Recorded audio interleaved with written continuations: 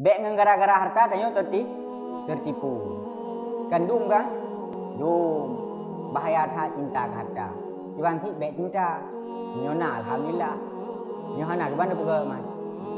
Nah, yang penting tanyo hidup tu tenang. Menang tu.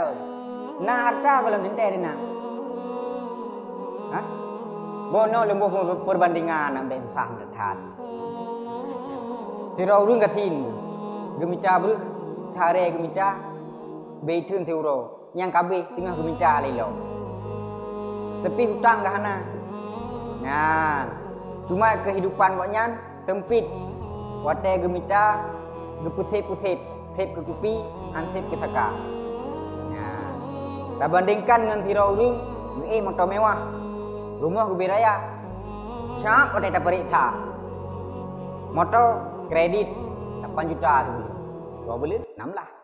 Nah, rumah sertifikat bak bank. Payah tu ke bank. Gu kerja hanjuk prem si uro. Pakan hanangan getok ada je. Nyan otai katruh bulun kai MN uleg. Yang ulegnya han ada ho be MN. Nah, ya MN uleg. Tu that nyo bank hanangan kutup motor katruh jatah kredit. Gemekat hana galagot ciban susah. Gue hana dengut go te malam.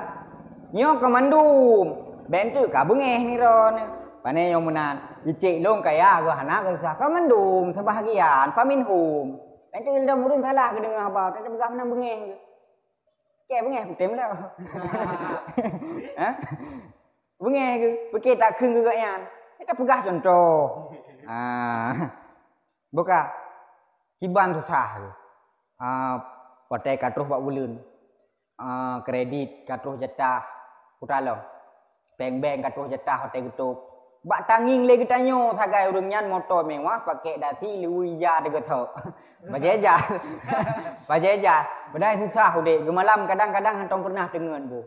Susah utang. Ilit gile utang. Itanyo yang ketin kabir kok di bahas. Kor kah bocok peng 4 serbe tengah ya blok. Ya aku aman udah tu. Sempurna orang kan. Sempurna orang. Nah, orang ada gede. Benar kok tiba kaman itu. Utang dah na.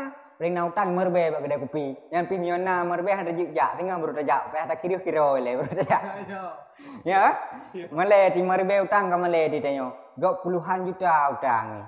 Bayang tu. Gaji bek talib mewah. Ya, bek tapak tharo tu bejek ke mewah. Mami yang kakaya pakai ban teman, ikun ti leu riu. Kapali urunyan, tak krit nyam yang kakaya. Gatin ikun ti, buang gatin mambu gaya the.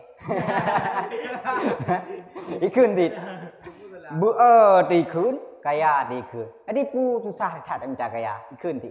Krit ibu nanti, apa krit, katru apa krit, apa urung cinta hak hata. Nyo kan? Memang ti menang. Ji donyanya iji hana sunyi daripada komentar urang. Nya pun lebek komentar iji ohro daripada urang. Man ka hana guna mesti urang kaya tak gaduh igle gede. Tapi utang. Nama to hana jalan.